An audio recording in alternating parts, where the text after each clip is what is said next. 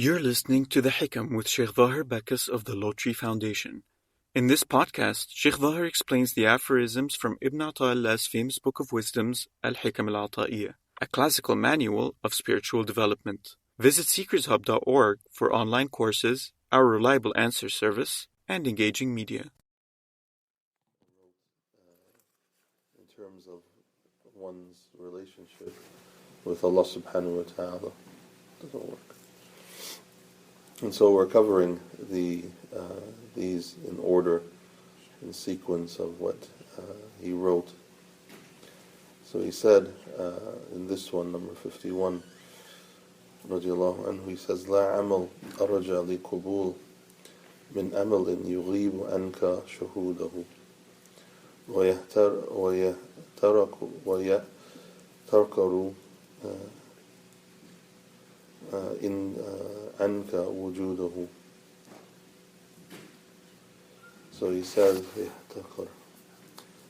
that there's no work that is more hopeful of acceptance than a work or a deed that is gone from your sight. That there's no work or there's no deed that is more hopeful. There's no deed or there's no work that is more hopeful of acceptance than a deed that is gone from your sight, meaning that you do not see or becomes absent from you, and whose existence means nothing to you. It doesn't mean that the work, the deed that itself, that it doesn't mean anything for you, meaning that you forget about it. So the servant of Allah subhanahu wa ta'ala, the actions are driven by intentions. All actions are driven by intentions. And so depending on your intention depends on whatever intention you make, will either that work or that deed that you do will either be accepted or Allah subhanahu wa ta'ala will not accept it. It will either prove to be something to benefit you, or will prove something that will be disadvantageous to you, or will harm you. Some deeds can harm you. So the works that the servant that they do is like what types of work? Salah, siyam, dhikr, anything, sadaqah, any of these works that we do. And sometimes some of our work, some of our work that we do, it can enter, what enters into is riya in one aspect. Sometimes some of our work can enter into it riya, that is showing off to people, that we do something in order to show off to someone, or it's something that we do, a deed that we do, but when people are around, we make it better, or we change it in some way. And when people are around, it gives us, when people are around, we have a propensity to change it, to make it better, to make it longer, to do it better, or to be more cautious in the way that we're doing it when people are around. That can happen. That can happen to the people. Allah subhanahu wa ta'ala says in Surah Al-Ma'un, فَوَيْلٌ لِلْمُصَلِّينَ الَّذِينَ هُمْ عَنْ صَلَاتِهِمْ سَاهُونَ. So woe to the musallin, the ones who are praying. Allah subhanahu wa ta'ala says, why? الَّذِينَ هُمْ عَنْ صَلَاتِهِمْ سَاهُونَ. It's because their prayer is not gaining them anything. It is not. They're forgetful. They're oblivious in their prayer. It's working against them. Their prayers itself are working against them. And so one has to prevent oneself from doing an action that has within it the aspect of also doing it for someone else, or making it better for someone else. The second type of amal that we do, or section, is our works that we do that we see ourselves. Works that we do that we see ourselves. And these types of works that we do is because those works itself, when we see it, it gives us what? It gives us proudness that we're doing it. And it leads to pride. And it could lead to arrogance. That we're doing it. And when we see it ourselves, when we see works that we do ourselves, and we focus on it, and we contemplate on the works that we do, especially when we contemplate it in comparison to others. Right? When we contemplate over it, the works that we do, and we compare it to others. Then what can happen is there's a loss of ikhlas in it. Because we see ourselves within that work. And we see ourselves as a driving force of that work. We see ourselves as the driving force. And then the third category of people who do works and deeds are the ones who they do the work, but they forget, quickly forget about the work that they've done. Because why? Why do they quickly forget? Or they don't concentrate on it. After they do it, they're inspired to do it, and then they leave it. They forget that they've done it. In what way do they forget? Because they don't contemplate over it, and they're looking forward to the next work. They're looking forward to the next deed. So what have they forgotten? They've forgotten their action in the work. Because they see, these people, they see Allah subhanahu wa ta'ala as a driving force in the work. Allah subhanahu wa ta'ala, they see as the one who inspired them to do the work. They see Allah subhanahu wa ta'ala as the one who has given them the drive to do the work. They see that Allah subhanahu wa ta'ala has given them the strength to do the work. They see Allah subhanahu wa ta'ala as the one who has given them the power to do the work. They have seen and they know that Allah subhanahu wa ta'ala is the one who they're doing the work for. So they have ikhlas in the work. They set out to do it for the sake of Allah. They know that it has been inspired by Allah. They know that the strength came from Allah. They know that the work was created by Allah subhanahu wa ta'ala. Wallahu khalaqakum wa ma ta'malun. Allah subhanahu wa ta'ala tells them and us, everyone, that we have created you and we created everything that you do. We created you and we created everything that you do. And so the believer who do work in this category, then they are doing work for Allah. فَهُمْ لِلَّهِ بِاللَّهِ, they say. They're doing work for Allah, with Allah subhanahu wa ta'ala. Meaning what? With Allah. Or by Allah. They're doing work for Allah, by Allah.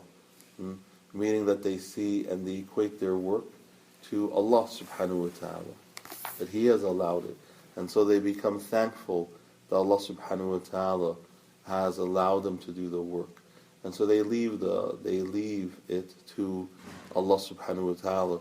That's why he says, Ibn Ata'illah, these hikmas that he writes come from hadith or ayahs of Quran, concepts that come from, or principles that come from the Quran and come from hadith. That's why he says that there is no work is more hopeful of acceptance than the work that is now gone from your own sight. Meaning that you're not contemplating over that work, or the works that you've done before, or all the works that you've done before. You're not concentrating over it, adding it up, that and thinking that you have secured yourself into Jannah, or that you are better than someone else, or that you're more further ahead in terms of of entering into Jannah than other people. The person who is like this, there's a detriment to this. The detriment is that that the work can lack ikhlas. B, the work can enter into it riyah. Again, the riyah into the work. C, it can lead you to be arrogant, gain pride over it. And D, it can lead to none of your works being accepted, and that you do not enter into paradise through those works themselves. In all of those cases, it is very, very detrimental. So how is it that the servant how can the servant come to that where he sees that his work do not go to his eyesight, or he does not contemplate over it? How does the servant get to that point where he sees where he does not see any of his work? He does not see any of his work. The servant can get to that point by making his intention before the work strong, by renewing his intention, by verbalizing, internalizing his intention, that this is what he's doing for the sake of Allah subhanahu wa ta'ala only, and that whether the person is in public or in private, that the work is the same, that whether someone was around or no one was around, they would continue to do the same thing, that whether they're praised or they're critiqued, that the work is the same. Someone can also get to that stage in which they forget about their works by making their works consistent, making their deeds consistent. Once you make your deeds consistent, then the deeds themselves become lost to one's eyesight. And one of the other ways of losing that sight from your own work is to always beg Allah and to thank Allah first and foremost.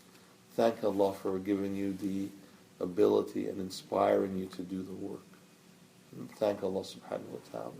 So you're equating the work and the effort and the inspiration and the zeal to do the work, you're equating it back to Allah subhanahu wa ta'ala.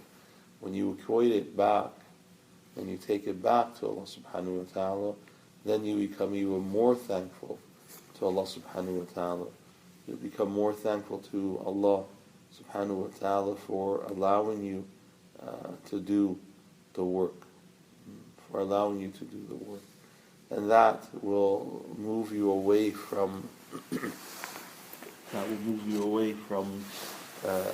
looking at the work as being from you only. No, from Allah subhanahu wa ta'ala. Thanking Allah subhanahu wa ta'ala for a deed, for a work, is you're equating it back to Allah subhanahu wa ta'ala who originated the work. It's Allah subhanahu wa ta'ala who originated the work. You originate the work. One of the great people of the past, great righteous, Sulaiman Darani, he said, every time I find an action of mine pleasing, I try to find some fault in it. Every time that I find an action of mine pleasing, he says, what? I search it out for faults.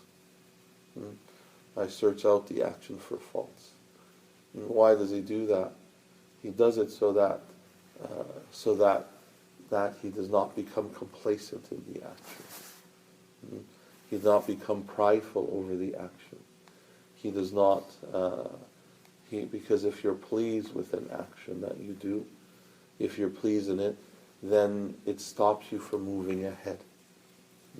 All our actions, we should see, are deficient. The actions of the servant are deficient in terms of what Allah subhanahu wa ta'ala deserves. All of our actions are deficient. We can have more concentration in it. We can have a better niyyah applied to it. We can better the quality in it. And all our actions we should view as being deficient. So it keeps us trying for better. For what reason? So that Allah subhanahu wa ta'ala can be pleased with us. So Allah subhanahu wa ta'ala can be pleased with us.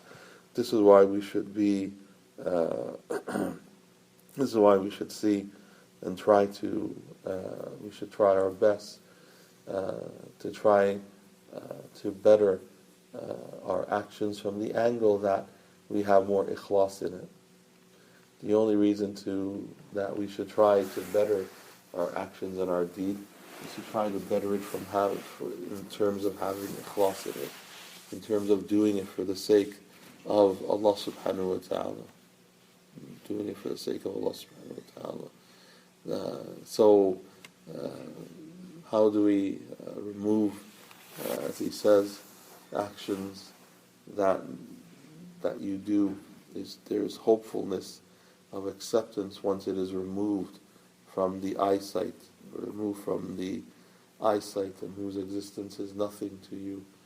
It becomes diminished, the existence of the actions.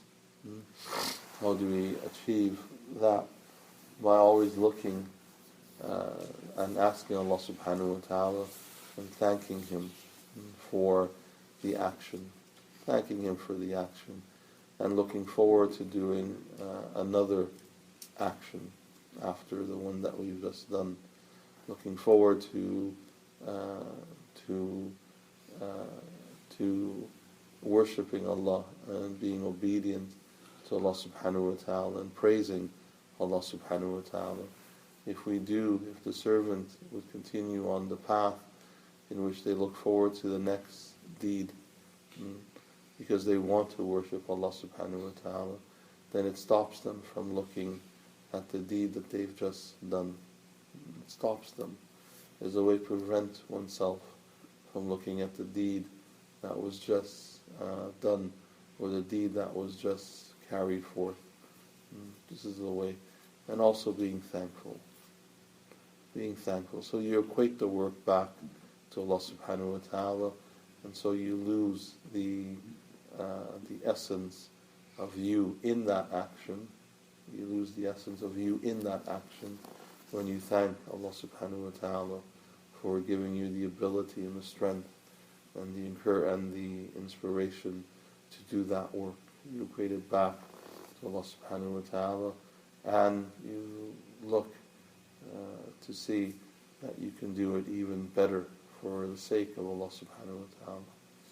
You see that you can do the action better for the sake of Allah subhanahu wa ta'ala. May Allah subhanahu wa ta'ala help us and guide us, forgive us, have mercy upon us. May Allah subhanahu wa ta'ala increase us in knowledge, practice of the deen, forgive our elders, our parents, give them good health and long life. May Allah subhanahu wa ta'ala preserve us on His deen, preserve our children on the path of righteousness. May Allah subhanahu wa ta'ala grant them success in this world, success in the next world. Those who are sick, may Allah subhanahu wa ta'ala heal them and cure them. Those who have passed away, may Allah subhanahu wa ta'ala grant them His mercy and His maghfirah and His shade on that day when there is no shade except His. May Allah subhanahu wa ta'ala grant us the best of this world, the best of the hereafter. May Allah subhanahu wa ta'ala forgive all of our brothers and our sisters who have passed away. Grant shifa, healing to those who are sick. Allah subhanahu wa ta'ala bring them to good health. Allah subhanahu wa ta'ala bring them closer to Him. Allah subhanahu wa ta'ala, those who are faced with difficulties, Allah subhanahu wa ta'ala remove those difficulties from them. Allah subhanahu wa ta'ala grant them a way out of their difficulties. Allah subhanahu wa ta'ala make our homes amongst the homes of the believers, and make our last words our best words. سبحانك وبحمدك أشهد أن لا إله إلا أنت أستغفرك وأتوب إليك وصلى الله على سيدنا محمد وعلى آله وصحبه وسلم. Thank you for listening to The Hikam with Shaykh Zahir Bacchus. Help Seekers Hub spread the light of guidance to millions around the world by supporting us through monthly donations by going to seekershub.org/donate. Your donations are tax deductible in the US and Canada.